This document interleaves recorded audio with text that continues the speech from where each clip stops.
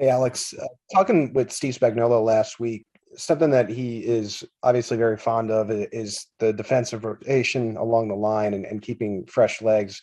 As one of the elder statesmen in the room, how much of a point of it is it to make sure that there's chatter about absolutely no drop off from that starting unit when you guys maybe take the field there? Right. And that's to be honest, that's the key to a dominant D line is just once you sub the second unit in, there's no drop off. Like you attack from all angles, you attack from all units. And that's what we take pride in that room. And we've taken pride in that room since I've been here since 2019. And it's continued. And I think we've just elevated that each and every week. Let's go next to Seren Petro. Go ahead, Seren. Alex, I know you guys got some tough news last week with LJSneads and the tragedy with his brother. Coach Spagnuolo talked a little bit about how that, from just a football standpoint, there's obviously the emotional part, which I'm sure everyone continues to deal with. But from a football standpoint, having that script kind of flipped right there at the end, right? He's such a good player. What was said maybe along the defensive line, right? Pressure and coverage work hand in hand. Was there maybe a little bit more inspiration for the guys up front because of knowing that you had to make that change at the end and what was going on there with the D backfield?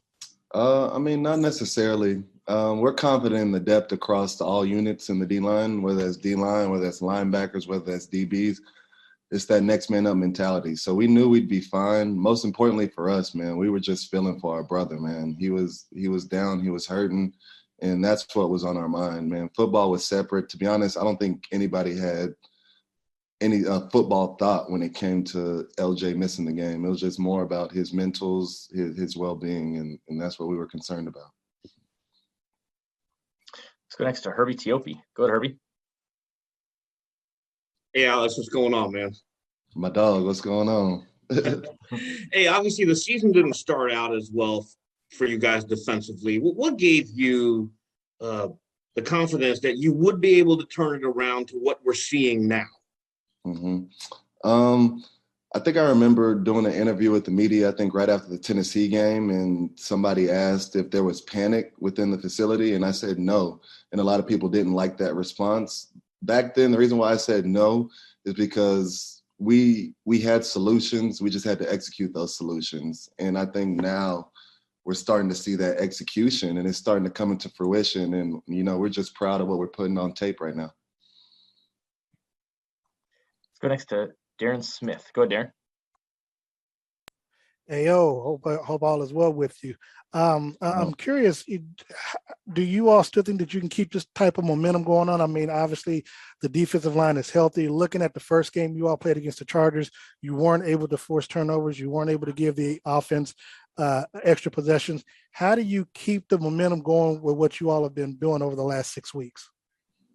I think the most important thing for us is just to continue to get better each week. Early in the season when we were losing games early, we were saying, listen, forget the outcome, forget the results. We just need to continue to get better each and every week. And we got the talent, not only in our room, but on this team to be where we want to be. And I think we've kind of kept that mentality throughout the whole season. Just, focus on us, focus on getting better each and every week. And it sounds crazy, but, I don't think we're playing our best ball yet. Like, we're playing at a very, very, very high level, but I think we can continue to get better. There's still plays that we leave on the field, and, we take pride in that, and we're going to continue to chase those plays. Go next to Nate Taylor. Go ahead, Nate.